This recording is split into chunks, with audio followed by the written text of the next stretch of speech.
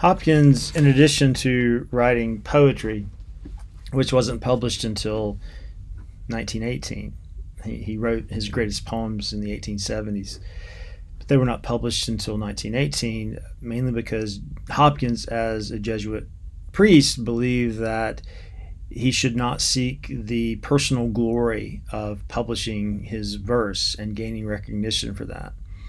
He also knew his poems were very strange for the time. For a Victorian poet writing alongside Tennyson and Browning, his poems seemed very strange. And already he had a poem rejected, Wreck of the Deutschland, by a Catholic magazine. So, for these two reasons, and probably others, Hopkins did not publish during his lifetime. However, he did send his poems to a good friend of his, Robert Bridges, who was likewise a poet. And Bridges, in 1918, decided it was time to publish Hopkins, and Hopkins was published, and immediately he was embraced by early 20th century poets like W.H. Auden or T.S. Eliot, because they saw in him more a contemporary than a Victorian poet, because the language was so experimental and strange, and his poetics were felt avant-garde to people like Eliot and Auden. So that's a brief description of why we don't have Hopkins poems until 1918. But in addition to writing poems, Hopkins kept a journal, and I want to share some passages from the journal, which are mainly composed of extremely intricate, delicate descriptions of the natural world, because these descriptions give us other examples of Hopkins' two primary terms for understanding the natural world.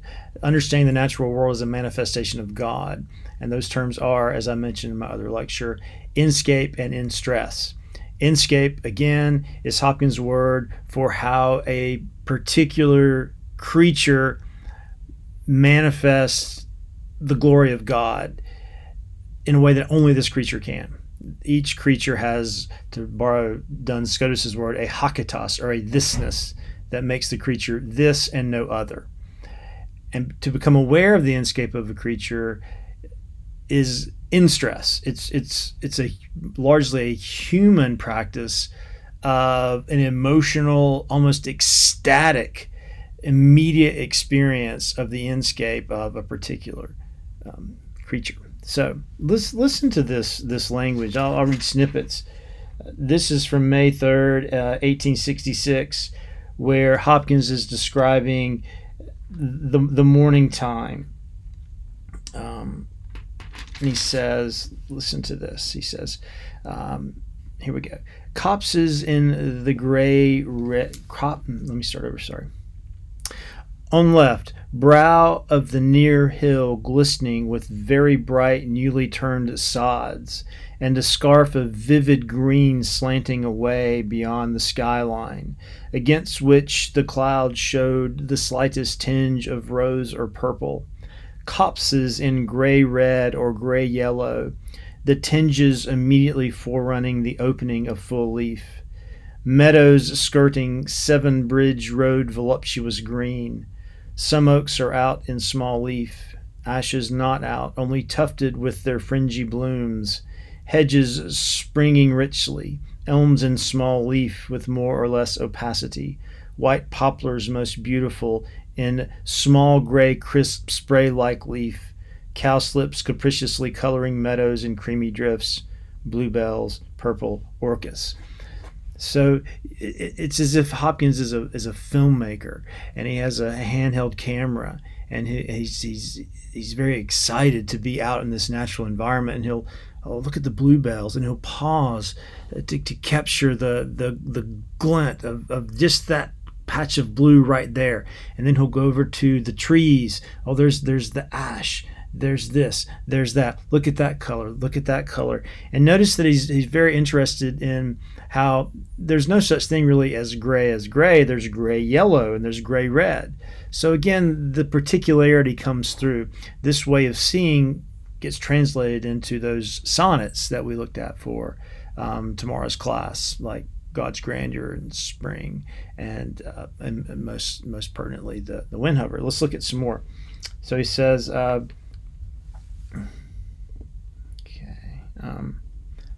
One day when the bluebells were in bloom, I wrote the following. I do not think I have ever seen anything more beautiful than the bluebell I have been looking at. I know the beauty of our Lord by it. It is inscape, mixed of strength and grace, like the ash tree. The head is strongly drawn over backwards and arched like a cutwater. Cutwater is the forward edge of a ship's prow, and arched down like a cutwater, drawing itself back from the line of the keel. The lines of the bells strike and overlie this, rayed but not symmetrically. Some lie parallel. They look steely against the paper, the shades lying between the bells and behind the cockled petal ends, and nursing up the precision of their distinctness, the petal ends themselves being delicately lit. Then there is the straightness of the trumpets and the bells. So if the first passage I read gives us panoramic shots, let's say, where we can imagine the handheld camera of Hopkins. Of course, he lived before film. I'm being metaphorical. We can imagine the handheld camera of Hopkins. He's just scanning. He's scanning the horizon as he's moving over the landscape, and he lights on that tree for a second and notes it, the color, the shape, the feeling, and then he moves on to another tree. He notes it, the color, the shape, and the feeling. That's what happened in the first passage I read. This second passage is more filmmaker as shooting in close-up, where he simply pauses on the bluebells and he studies the bluebell over a longer period of time and becomes increasingly intricate in his understanding of this particular bluebell. So I think it's useful to use cinematic metaphors for someone like Hopkins, whose style is so visual, but also whose style is very much based on the kind of rhythm that we might see in a film. Again, the rhythm of a moving camera, a handheld moving camera, stopping here and there, or a handheld camera just focused on one particular thing. But not only that, we can see in Hopkins' writing closeness and farness, and that's another way that we can talk about his writing as being cinematic. For instance, if we think of The Wind Hover, the poem opens with a kind of long shot, we can imagine, of the poet on the ground looking up at the kestrel above. But then the poem becomes increasingly grounded. We can imagine that the camera moves down until by the end of the poem we have a camera on the actual earth, a close-up of the earth.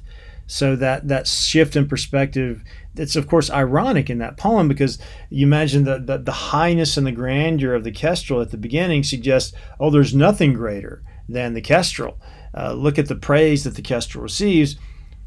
But by the end, when the camera, again I'm speaking metaphorically, is on the ground, we realize that the clods of earth, of plowed earth, are actually higher than the kestrel. Or just as high, because they too manifest the power of God in the same way that the kestrel does.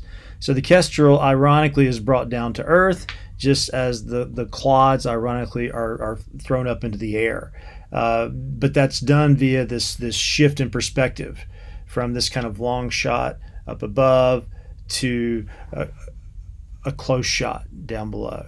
So the journals have helped us see this a little bit.